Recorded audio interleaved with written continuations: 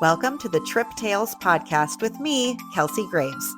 Let's jump into a new episode exploring a vacation destination that you'll want all the details about. Hey everyone, welcome back to Trip Tales.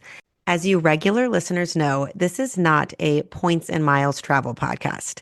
There are so many amazing points and miles podcasts out there with far better experts than me. Trip Tales is a podcast where real people share their real travel stories to help give you destination inspiration and practical planning tips. However, as I've dipped my toe into the points and miles world this last year, I've learned a lot, and one strategy in particular is quite literally blowing my mind. So today, I am the real person sharing my real story about how using the Chase Sapphire Preferred Credit Card and transferring my Chase Ultimate Rewards points to Hyatt hotels has been a game changer for my family. One thing is for sure, the world of points and miles is endless, and you can never learn it all.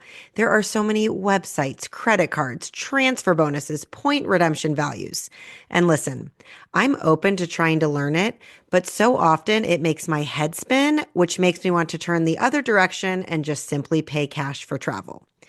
Until I started to get savvy with this Chase-to-Hyatt magical transfer. So let's get into it. For many years, I had heard the points and miles experts say that the Chase Sapphire Preferred Credit Card was the best beginner card to start with. I heard it so much that I ended up getting one. But before you do, here are two important things to note. First, there are two Chase Sapphire credit cards. The one I have, the Preferred, only has a $95 annual fee. The other card, the Reserved, has a hefty $550 annual fee. This high-end Reserved card does come with some benefits, but many articles and experts agree that for the casual traveler and a beginner points and miles person, the lower annual fee Chase Sapphire Preferred is actually the better card. So first, you are going to choose the Preferred, and second, you are only going to apply in your name.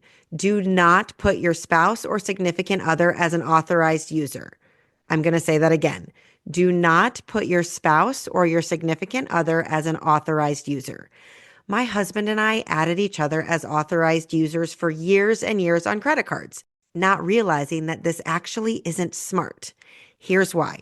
The way you earn the most points in this credit card game is by achieving a sign-up bonus.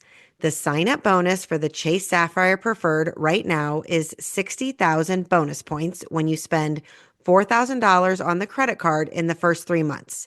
This might sound like a lot of spending, but just put everything in your life on that card until you hit it. Groceries, health appointments, date nights, airline tickets, streaming services, bills, braces. There are a lot of ways to hit that spend quickly. If you make your significant other an authorized user, they will receive a credit card for the same account number in their name. And this now disqualifies them from applying for their own card and earning their own introductory offer. In the points and miles world, they call this player one and player two. You are player one. Once you open your card and earn your bonus points, you then use your referral link, which is in your credit card portal, to refer your player two, like your spouse. Now you are getting a referral bonus and your player two can earn their 60,000 bonus points, giving your family a total of 120,000 points to work with. Make sense? Okay. So you open your credit card, you put all your normal spending on that one card for 3 months to earn your introductory offer, and your 60,000 points show up in your account. Now, of course, this entire time you've been spending on the card, you are paying it off. 100% don't do this if you can't afford it or you don't plan on paying off your card regularly. I pay mine off weekly just to stay on top of my spending, but obviously you could pay it off every 2 weeks or monthly. But as you've been spending to reach that sign-up bonus, you're also accruing points, which is great. So once your 60,000 points hit, you'll have more points just from spending and paying off your card and earning points that way. The Chase Sapphire Preferred Card is so great because these are the points multiplier categories. You get 5 times points on travel booked through the Chase travel portal, which is a great travel booking portal that you'll have access to once you open your card. You get 3 times points on dining. Hello, families. 3 times points for every dollar you spend at restaurants or places like Chick-fil-A, pizza delivery, DoorDash. That will rack up quickly.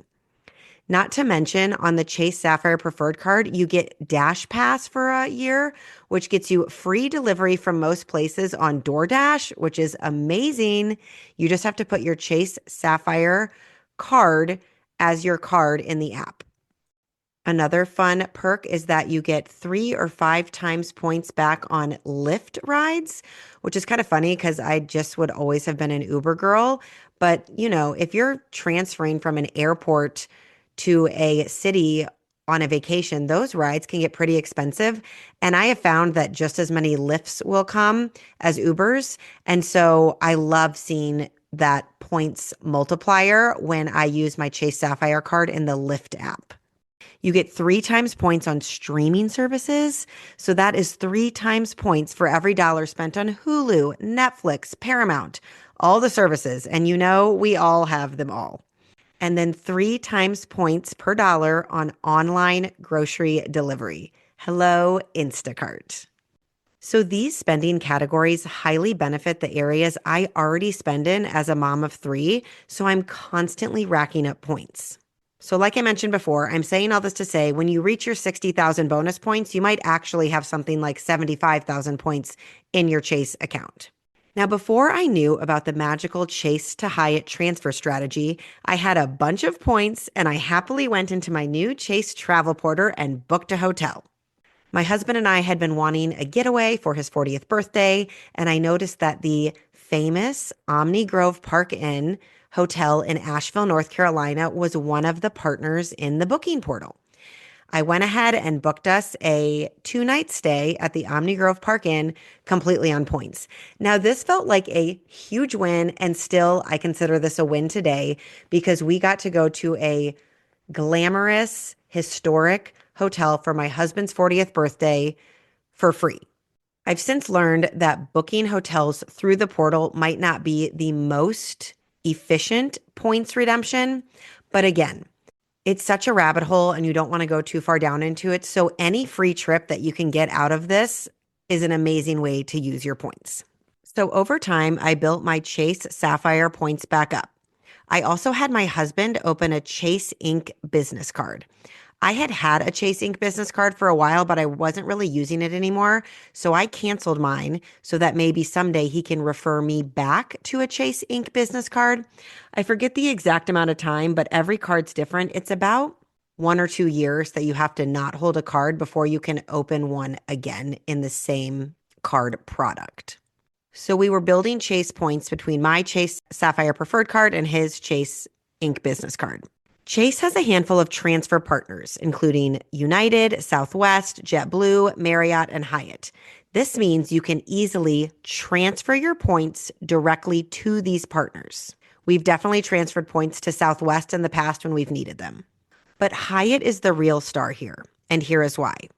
Let's back up and talk about Marriott. If you wanted to book a Marriott hotel on points, here's what some rooms will run you right now.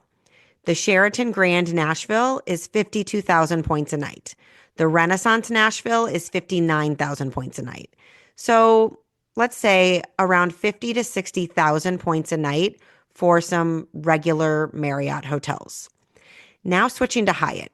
Hyatt separates their hotels out into 8 categories. So you have category 1 through category 8 hotel types. You can Google these charts anywhere online. Category 1 hotels could be Hyatt Places, Hyatt Houses, and some Hyatt Regency. Category 4 would be some of your nicer Hyatt Regencies in great locations, or a Hyatt Andaz property. And then all the way up to category 7 or 8, which would be like the Hyatt Centric in Park City or the Park Hyatt in New York City. So there's a range. Regardless, you start at 5,000 points a night for the lower category hotels. And then mid-range is 12,000 to 15,000 points a night, with the top tier being 40 to 45,000 points a night. I know that was a lot of numbers for a podcast that you're listening to in your ears, but Listen to what I'm saying. A regular Marriott room is over 50,000 points a night, and the most expensive Hyatt room is 45,000 points a night, with many closer to the 10,000 points a night range. Now, disclaimer, as I'm recording this podcast, Hyatt just announced that they are rejiggering their points per night chart. So a lot of hotels are going up in price point, but still not anywhere close to Marriott or IHG or the other hotel companies. So it is kind of a bummer that some of the hotel categories are increasing maybe from 40,000 points a night to 45,000 points a night. But at the end of the day, it's still a much cheaper way to get hotel rooms on points than any other hotel chain. This new chart goes into effect March 25th. I'm recording this at the end of February 2025. If you can book a room, like if you're thinking about going somewhere for spring break, summer break, or fall break, and it's a Hyatt, if you book before March 25th, you're still going to get the regular points rates before they raise. So just keep that in mind. Okay, let's do a real world example with me. My husband and I wanted to get away this summer. We try to get away together at least once a year. We wish we could make it happen more, but realistically, it ends up being once a year. For the longest time, I've been eyeing this hotel in Cabo, the Cape at Thompson Hotel, which is a beachfront boutique style hotel with an infinity pool, swim up bar, rooftop bar and restaurant, and just an all around swanky getaway spot for adults. But I was never able to wrap my head around the nightly rate, which was about $700 a night. Fast forward to my husband and I building up a lot of Chase points and me realizing that this hotel I have been dreaming about for years is 30,000 points a night. Now, that's still a splurge, but we had enough points to book 3 nights at the Cape Hotel in Cabo completely on points, 90,000 points. So I'm going to say we are staying there for free because we earned these points just paying for our regular life, putting our regular expenses on credit cards. We didn't spend any more money than we normally would. But because we were savvy with sign-up offers and earning Chase points, we can now go on our summer getaway to Cabo to a hotel I've been dreaming about for free. Now that's a splurgy example. Next, I'm going to share about some lower point value hotels that we booked for our Grand Canyon trip this summer. But before I do, I want to explain how exactly you go about reserving these hotels and transferring the points. This may seem obvious to some, but I kind of needed a step-by-step crash course when I was doing it because I was nervous I was going to transfer all my points and lose them. So here's the exact step-by-step way you do this. Step 1. You will accumulate points in your Chase Ultimate Rewards portal, and you can see how many points you have when you log in. Step 2, you will go to Hyatt.com and look up the city or hotel that you are interested in. Put in your travel dates and search by points value. It's a little checkbox you check when you're searching for your hotels. And it will pull up how many points per night the hotel you are looking at is on those dates, because the points value can change if you're looking at off-season times or peak times. So if your hotel is 5,000 points a night and you are staying for 3 nights, you will see that you need 15,000 points to book that hotel. Step 3, you go back to your Chase portal, click on your Ultimate Rewards points. This is where it gets tricky. Click on the 3 dots. They're kind of hidden. At the top search bar, there are a couple options, and then there's 3 little dots, almost like for more options. From there, you see transfer points to partners. You're going to click transfer points to partners. You are not going to click book travel. That would take you to the Chase travel portal, which if you are looking for a fun hotel like the Omni Grove Park Inn and you want to book that through points, then you're going to do that through the Chase travel portal. But if you want to transfer out to a different partner, you're going to click transfer points to partners. Here is where you select Hyatt and you will select the card user, so your name, and then you will have to put in your World of Hyatt loyalty number and the names must match. So if you're in your Chase credit card account portal and you want to transfer to your Hyatt account, your World of Hyatt number also has to be in your name. So this might take a little bit of organizing, but basically you and your player two are both going to need a Chase card in your name, and you're both going to need a World of Hyatt account in your own names. So you put in your World of Hyatt loyalty number, and then you put in the amount of points you want to transfer. In this example, 15,000 points, and then click transfer. Then typically you go back to your Hyatt account, refresh it, and the points could be there. Now, when I was booking my Grand Canyon trip, 2 of the 3 hotels, the points showed up immediately, like within seconds, and I was able to go about booking. The 3rd hotel, I don't know why, but it did not show up immediately. I did not freak out because I have read that it can take 3 to 7 business days for your points to show up. I was starting to get a little nervous on day 3.5. Like, did these points just disappear into the ethos? But then by day 4, boom, the points were there. You'll get an email that say your points have transferred successfully. So I was a little like, phew, I was about to call Chase and ask some questions, but they ended up transferring just normally. It just took about 4 days. So when your points arrive, move forward with booking your Hyatt room on Hyatt.com now that you have the appropriate points in your account. You guys, I'm telling you, when I started booking these hotels and our travel was planned for almost no out-of-pocket expenses, even my husband, who is sitting next to me, was like, whoa, that was insane. He loves a budget and he loves going over the budget with me monthly. And we were going over our summer travel and he's like, okay, remind me. And we're going through his little, Excel spreadsheet. And he's like, how much for this Grand Canyon hotel? I said, 0. How much for this Cabo hotel? 0. So he's adding to his spreadsheet. And that was when he was like, this is insane. And I said, I know. Aren't you proud of me for going down this path for us? Because at first he was a little resistant. He's very financially conservative. He doesn't love to put a lot on credit cards, but he has learned that this is actually a super smart way to do things, and it does not hurt your credit score at all if you're paying off your credit cards. So the first hotel we booked for our Grand Canyon trip was actually an IHG hotel, which is the Holiday Inn Grand Canyon. Like I've said, Hyatt is the best transfer rate, but at the moment, within my Chase portal, I could see that there was a 70% transfer bonus to IHG.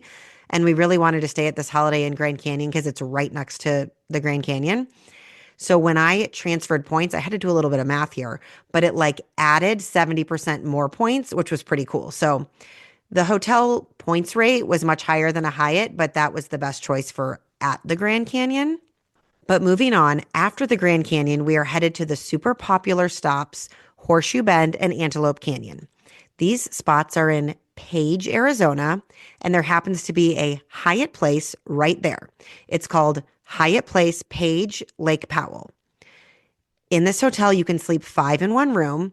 It has 2 queens and a sofa bed, and it was 15,000 points a night. We needed to stay 2 nights, so we spent 30,000 points for this hotel. Again, booked all on points and shocking my husband. And then on the tail end of our trip, we are staying at the beautiful Grand Hyatt Scottsdale, which has a renovated family pool, water park. It is a large, beautiful resort-style hotel that we can relax at after our national park and hiking adventures. This gorgeous Hyatt was 21,000 points a night. 21,000 points a night. Almost every Marriott or IHG property is 50 to 60,000 points a night. And like I mentioned before, we had a lot of points to burn because we had been at this for over a year, and this included a Chase Inc. business card into our strategy. But I wanted to do this episode for those of you that might just want to dip your toe in and get started. If you loved this episode, and if you are considering my favorite card, the Chase Sapphire Preferred Credit Card, I would be so grateful if you would use my link, which would give me some bonus points in the process. A little thank you for laying out all of this information in this episode. My referral link will be in the show notes and also on my website, triptalespodcast.com, under the discount codes tab. If you're like me, big decisions like applying for a credit card are computer tasks, not phone tasks. So again, you can find my referral link by going to my website, triptalespodcast.com, and clicking on the discount codes tab, or it'll be in the show notes. Thank you guys so much for tuning in today to learn about my favorite magical Chase-to-Hyatt transfer strategy. And make sure you are subscribed or following the show in your podcast app because you don't want to miss next week's episode all about exploring Costa Rica with kids. I'll see you on the next episode of Trip Tales. That wraps up another episode of Trip Tales. If you have a trip you'd like to share about on the podcast, email me at triptalespodcast@gmail.com and I'll add you to the schedule.